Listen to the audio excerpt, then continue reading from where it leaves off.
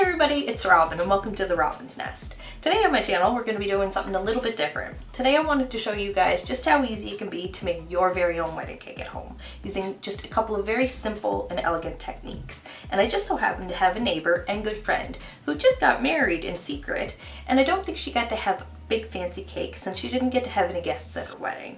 So this little mini wedding cake is going to be my wedding gift to her. So let's get into it. So I know the bride and her hubby are big fans of marble cake.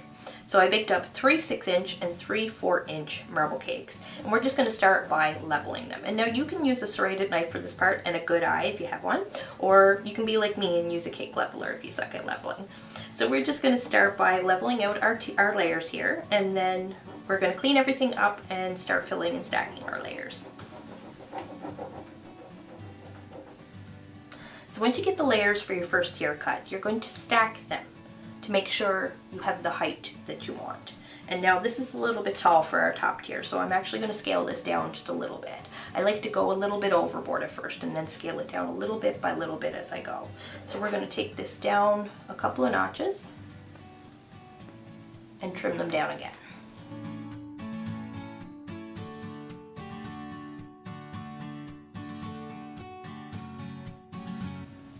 Okay, so I'm happy with the height of my top tier, but I want my bottom tier to be much taller than my top tier. So I've readjusted my cake leveler to a higher position, which is just shy of 2 inches. So we're just going to finish trimming these up and then we can start stacking and filling.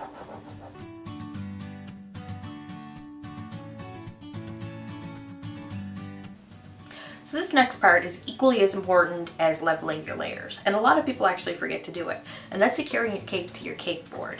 And the bigger your cake, the stronger the bond you're going to want. So you could use either some ganache or maybe even some melted chocolate if you were going to make a really big cake. But today we're just going to use some buttercream. And you're just going to take a little bit, spread it out where you want it. I'm going to take your first cake, apply it where you want it, and just give it a little bit of pressure. And then when you set that in the fridge to chill later on, that should secure that.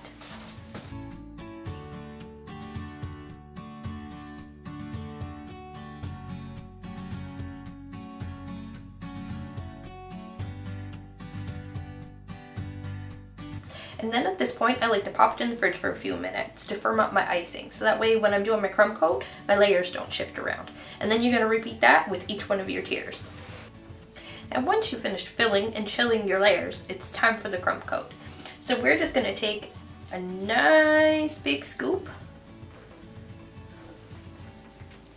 and we're going to start spreading that all over the cake. And it doesn't have to be fancy or pretty, we're just sealing in all these crumbs for now.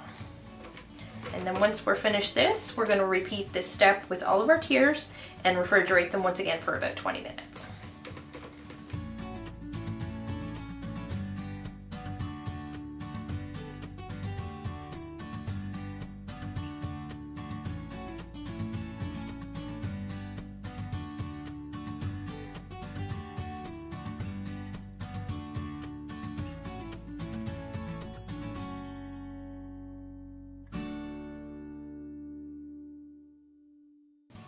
Alright guys, so once you've finished with all of your prep work, it's time to make the magic happen, because these two techniques, they really are just so simple, anybody could do them. Even somebody just starting out could do a pretty good job.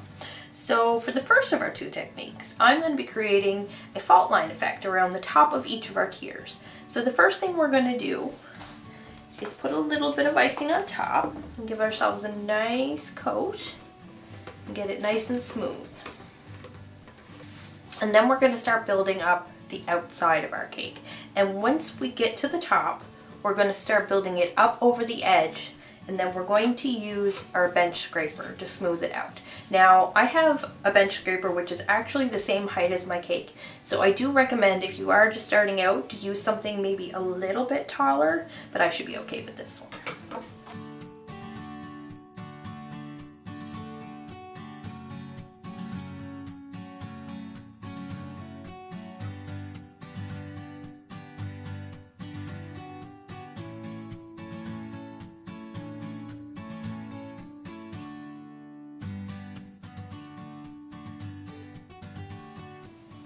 There, that looks good.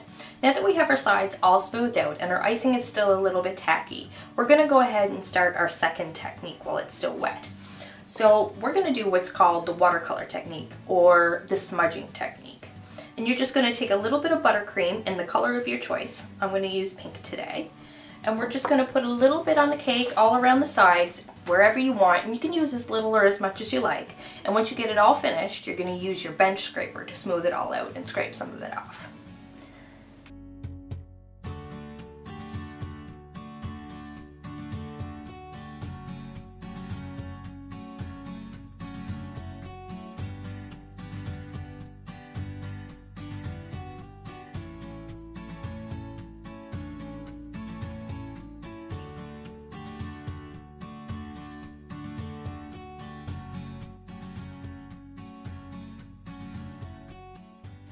So once you're happy with how your cake looks, you're going to move on and complete these steps on each one of your tiers. Then we're going to freeze our cakes for about 30 minutes, and when we come back, we're going to stack them. So here comes the scary part. It's time to stack our tiers. Now I will admit that this part is a lot easier if you have the proper tools, such as a cake lifter or even a couple of offset spatulas. But fear not, you can use just regular spatulas, or if you freeze it really, really well, and work really, really fast, you can use your bare hands. But today we're just going to use our cake lifter and our spatula. And once we're finished, we're going to be a little bit extra and we're going to paint our fault line gold.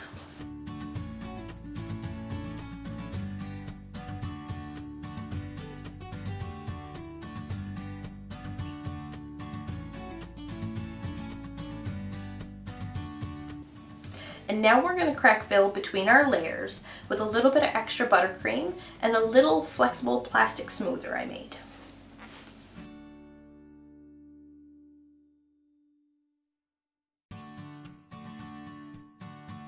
So for our gold trim, I'm going to be using a little bit of gold dust and a little bit of spirits to water it down. And you don't need very much, just enough to make it a little bit liquidized, and then you can paint it right onto the cake.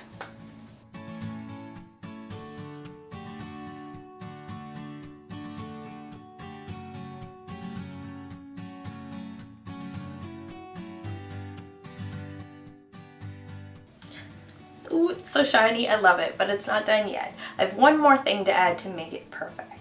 Now, I made these last night, so they would have lots of time to dry. And if you're interested in how to make your own, you can find a link to the tutorial in the eye up above. I'm going to add these to the cake, and I'll show you the finished product when I'm done. Well guys, here it is. It's all done, and I'm so in love with it. I'm really digging the pink and the gold together. I think it looks great. What color would you guys choose? Anyway, I hope you enjoyed the video, and I hope you found the tutorial really helpful. If you did, don't forget to leave me a thumbs up and let me know what you think in the comment section. And if you enjoyed the video and would like to see lots more fun tutorials like this one, don't forget to hit that subscribe button and ring that bell so you don't miss any of my new uploads. Thanks for watching.